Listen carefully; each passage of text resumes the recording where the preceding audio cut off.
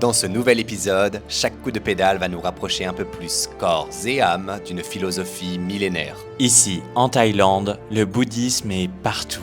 Mais que signifie-t-il vraiment ? D'où vient-il ? Et surtout, comment façonne-t-il la vie de ceux qui le pratiquent ? Pour le comprendre, nous allons plonger au cœur de son histoire. De ses origines royales à Kamphaeng Phet à son âge d'or à Sukhothai. Avant de découvrir son quotidien dans les temples de Lamphun. Un voyage initiatique qui va transformer notre regard sur le monde. Prêt à embarquer ? C'est parti. Nous, c'est Alexandre et Romain. Le 2 juin 2024 débutait la plus grande aventure de notre vie. Un tour du monde à vélo. Et après avoir traversé l'Europe, Embarquez avec nous à la découverte de l'Asie.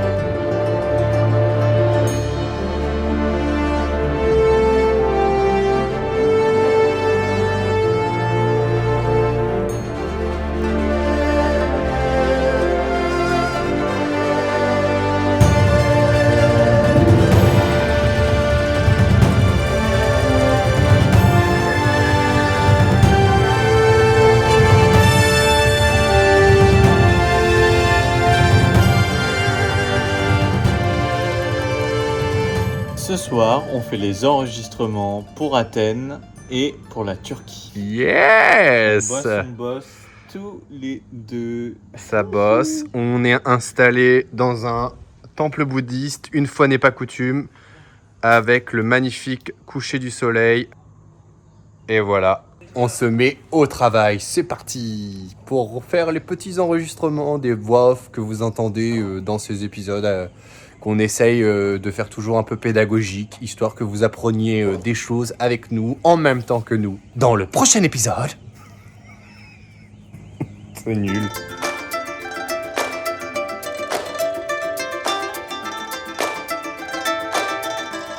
Et aujourd'hui, on se dirige vers les temples de Kamphaeng Phet. On y va, allez.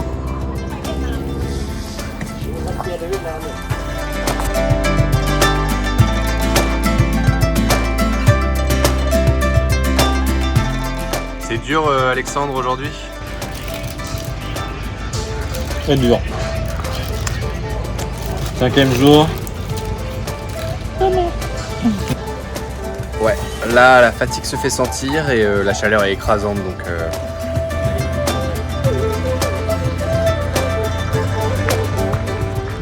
Bienvenue dans le parc historique national de Kamphaeng Phet.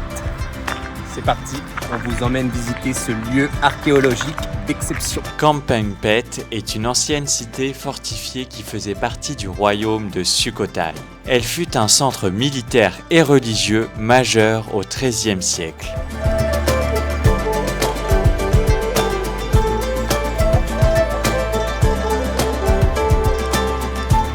Aujourd'hui, ces ruines témoignent de l'essor du bouddhisme Theravada en Thaïlande. Alors Romain, pourquoi Theravada ? Pour nous situer un peu, parlons de ces trois grands courants. Le Mahayana, un bouddhisme plus accessible qui valorise la compassion et l'idéal du bodhisattva, recherchant l'éveil pour le bien de tous. Le Vajrayana, une voie ésotérique utilisant des rituels, mantras et pratiques tantriques pour accélérer l'atteinte de l'éveil. Étant la tradition majoritaire en Thaïlande, c'est le bouddhisme Theravada que nous allons explorer dans cette vidéo, en découvrant ses enseignements et son influence à travers les temples et sites emblématiques de notre itinéraire. Le bouddhisme Theravada, c'est la plus ancienne des écoles bouddhistes encore existantes. Elle se base sur les enseignements du Bouddha tels qu'ils sont transmis dans le canon pali. Elle met l'accent sur la méditation, la discipline monastique et la recherche de l'éveil individuel. À Kamphaeng Phet, on trouve principalement des chedis, stupas en forme de cloche et des statues de Bouddha en posture méditative. Ces éléments sont typiques du bouddhisme Theravada, qui s'est répandu dans la région après avoir été adopté par la cour royale. Cette ville est particulièrement importante, car elle marque une transition. Du bouddhisme influencé par l'hindouisme et le Mahayana vers une version plus épurée, centrée sur l'enseignement direct du Bouddha. Nous verrons comment cette évolution a pris de l'ampleur à Sukhothai, notre prochaine étape. Tu viens d'où, toi? Il est peuplé, ce temple. Et notre petite adresse à 12 € de ce soir. On a besoin de travailler, là. Et se reposer un peu? Oui, aussi, surtout. Reposez la cheville.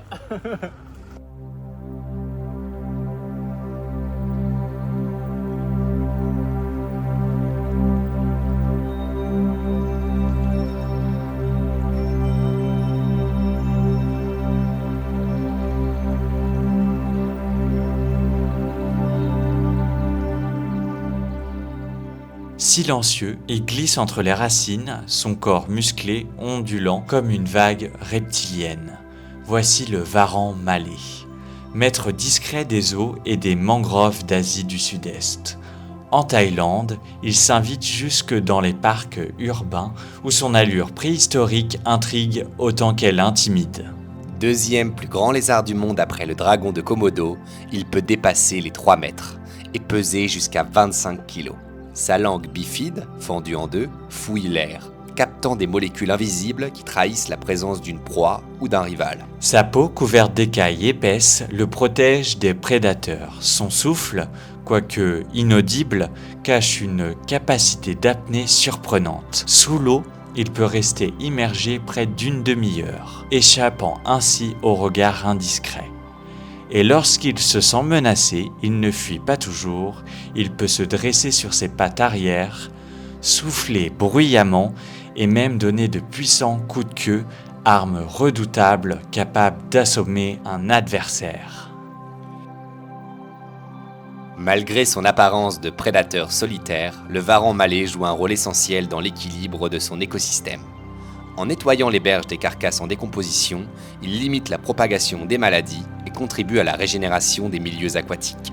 Sa présence dans les villes, bien que surprenante, témoigne de sa grande capacité d'adaptation, lui permettant de survivre même dans un monde en perpétuelle transformation, pour ne pas dire très pollué. Souvent craint, parfois vénéré, le varan malais incarne la dualité de la nature. Entre force et discrétion, Entre terre et eau, entre mythe et réalité.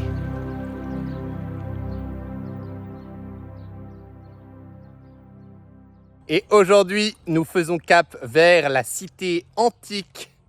Je sais pas si elle est antique. Et aujourd'hui, nous faisons... Alex. Et aujourd'hui, nous faisons cap vers l'ancienne cité de Sukhothai.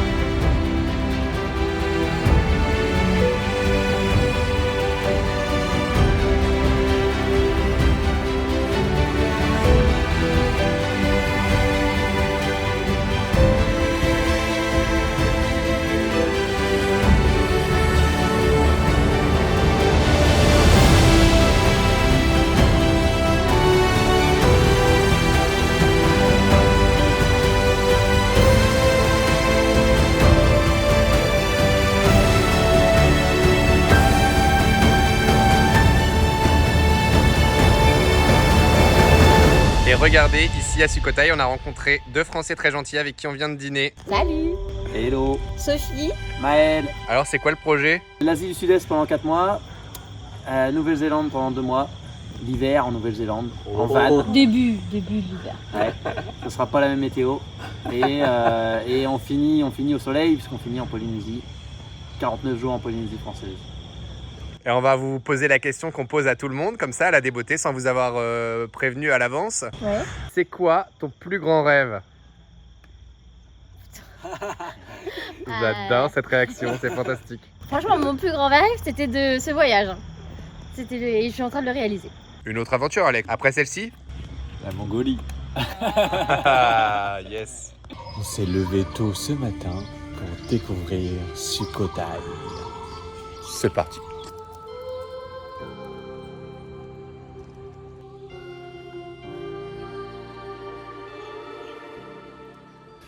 Imagine-toi un endroit où tout a commencé pour la Thaïlande, un vrai berceau de culture et d'histoire. Vous savez à quel point nous aimons ça avec Alexandre.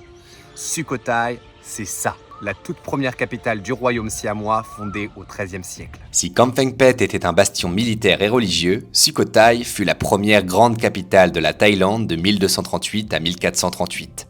Elle marque un tournant majeur pour le bouddhisme. C'est ici qu'on a posé les bases de l'écriture thaïlandaise sous le roi Rakhamhaeng. En parlant de la naissance de l'écriture thaïlandaise, le roi Ramkhamhaeng, en plus de fonder un État centralisé, crée l'alphabet thaïlandais pour retranscrire le pali, la langue sacrée du bouddhisme Theravada. Cela permet aux moines de diffuser largement les enseignements du Bouddha. Et donc, comme je vous le disais, c'est ici qu'ont été créés les rudiments de l'écriture thaï. Comme vous le voyez, ils sont en train de sculpter les premières hiéroglyphes. C'est pas des hiéroglyphes parce que c'est pas égyptien, mais les premières formes cunéiformes. Ils sont en train de créer l'alphabet thaï, comme vous pouvez le voir sur la stèle juste derrière. Contrairement au royaume précédent où la religion était réservée aux élites, à Sukhothai, le bouddhisme devient accessible à tous. Les temples sont ouverts aux populations locales, les moines enseignent au village et la méditation devient une pratique répandue. Pour comprendre un peu mieux les statues, intéressons-nous maintenant aux postures du Bouddha et leur signification. Il en existe plus de 100. Parmi les plus répandues, on le retrouve debout, la main levée, il stoppe la peur, Abhaya Mudra, c'est un symbole de protection et de bienveillance. Mais aussi assis, en posture de méditation, il symbolise l'éveil et la concentration. Ou encore couché sur le côté droit, cela incarne la mort du Bouddha, son illumination et son entrée dans le nirvana.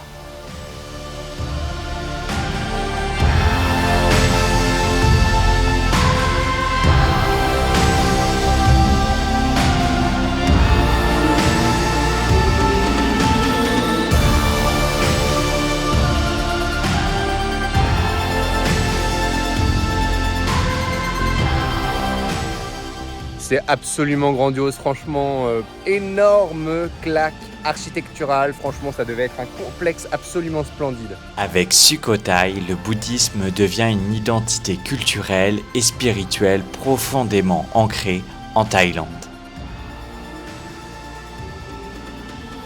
En te baladant dans ce parc historique de haute voltige, de haute volée, disons-le nous, entre les temples et les rues bordées de lotus, tu ressens presque cette époque de prospérité et de spiritualité. Bref, un voyage de spiritualité à ciel ouvert.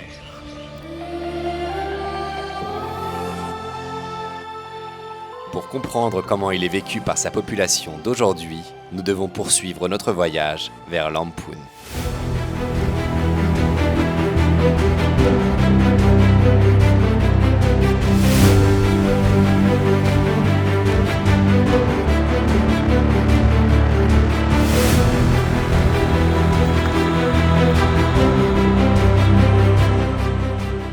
Serait-ce le début des montagnes du nord de la Thaïlande? Juste en face de nous, le dénivelé commence. Haha, on a hâte! C'est chaud. Très chaud. J'ai l'impression que plus on va dans le nord, plus il fait chaud. Va donc savoir pourquoi. C'est l'heure de la pause manger. Arrivé dans le nord de la Thaïlande. Merci pour l'accueil. Encore coursé par un chien. On fait une chaleur. C'est un des plus beaux paysages qu'on ait vu. C'est magnifique.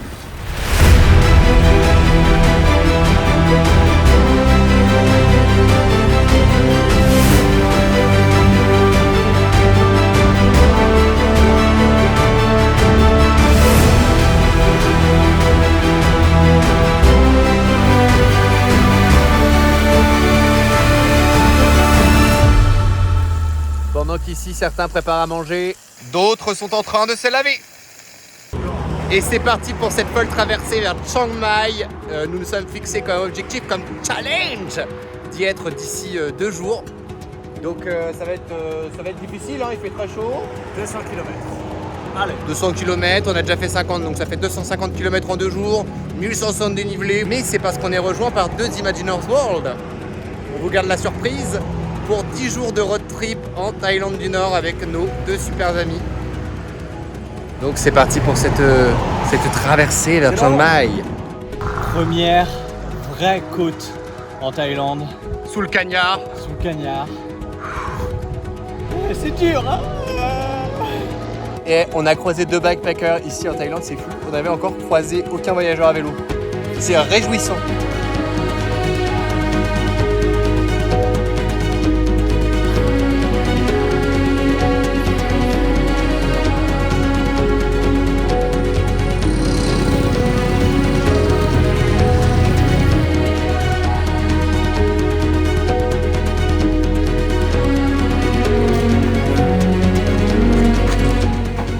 Pas le moment de tomber dans un bourbier.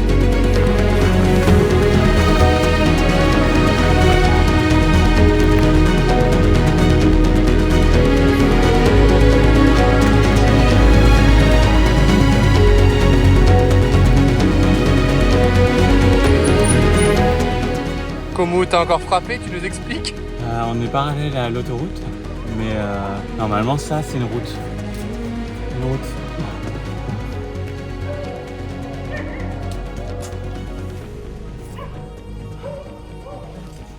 C'est encore long. 11 km comme ça.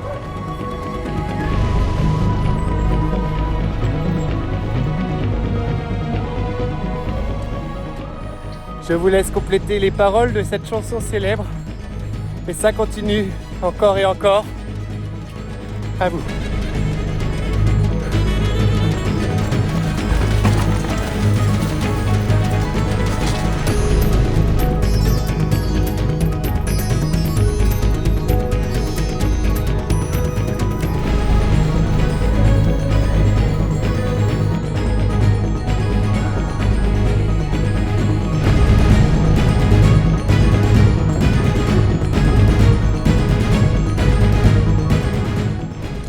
À 15 km.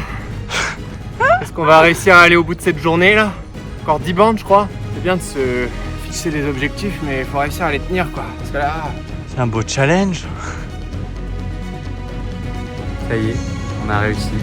105 km, c'est une fin de journée. Bataille. Prêt à reprendre la route pour ces 130 km d'aujourd'hui? 810.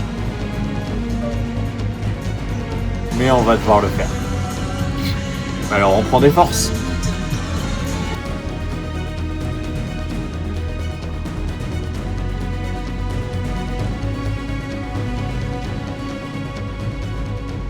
Ça c'est la face cachée de la Thaïlande, malheureusement les décharges à ciel ouvert se font très nombreuses ici. C'est vraiment malheureux et on voit vraiment tous les animaux qui viennent piocher dans les poubelles et c'est vraiment d'une tristesse sans nom.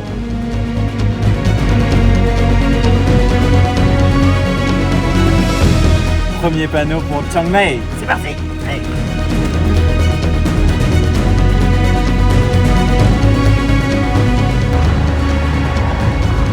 Et c'est une entrée fracassante sur l'autoroute Thaï. Tayo, Tayo.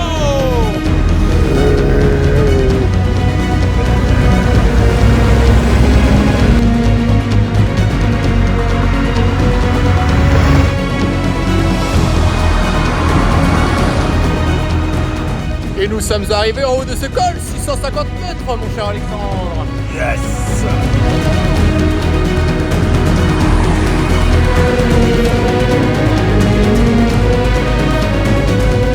Sur l'autoroute.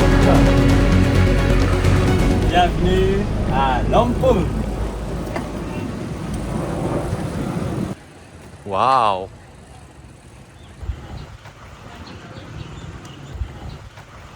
Nous voilà donc au Wat Phra Thai Aripunchai, l'un des plus anciens temples bouddhistes encore en activité en Thaïlande. Ici, nous en profitons avec Alexandre pour approfondir notre apprentissage des concepts fondamentaux du bouddhisme. Les 4 nobles vérités qui furent enseignées par le Bouddha après son éveil. Dukkha, qui signifie que la souffrance est universelle. On la retrouve dans la maladie, la vieillesse, la perte d'un être cher, pour ne citer que. Samudaya, l'origine de la souffrance vient de l'attachement et du désir. Nirodha, Il est possible d'éteindre cette souffrance en atteignant le nirvana, un état de sérénité absolue. Magga, le chemin pour y parvenir est l'octuple sentier. L'octuple sentier est quant à lui un guide pratique pour mener une vie juste et équilibrée, divisée en 3 parties. Première partie, la sagesse. Comprendre la réalité, avoir une vue juste et avoir de bonnes intentions. Deuxième, l'éthique. Parler avec bienveillance, agir sans violence et travailler honnêtement. Et enfin, la méditation. Être attentif, concentré et discipliné dans la pratique spirituelle.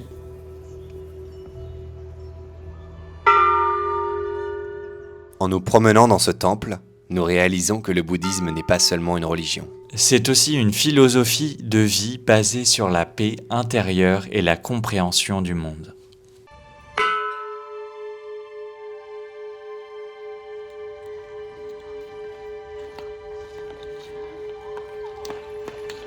C'est quoi la suite du programme, Alex? Il nous reste 30 km exactement pour arriver à Chiang Mai. Let's go!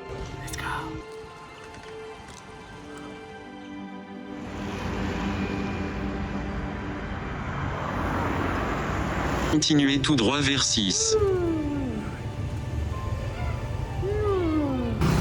L'ultime étape! 6 km de Chiang Mai! Allons-nous survivre à ce voyage? En traversant Kamphaengphet, Sukhothai et Lamphun, nous avons plongé dans l'histoire fascinante du bouddhisme en Thaïlande. Une philosophie qui nous apprend à vivre l'instant présent, à lâcher prise et à cultiver la bienveillance. Et quelque part, c'est exactement ce que le voyage nous enseigne aussi. Chaque jour sur les routes, nous devons nous adapter, faire preuve de patience et accepter l'inattendu. Et ce n'est que le début. Dans le prochain épisode, nous partons à la découverte du nord de la Thaïlande pour une étape hors du commun. Et cette fois, nous ne serons pas seuls. 2 invités d'exception nous rejoignent pour un moment qui promet d'être inoubliable.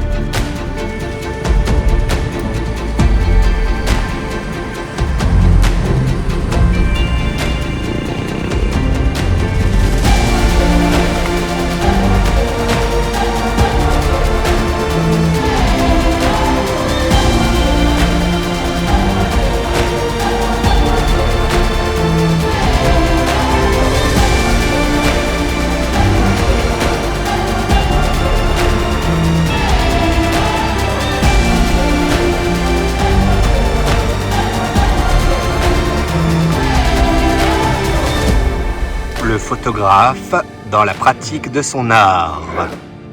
Des positions toujours plus équivoques.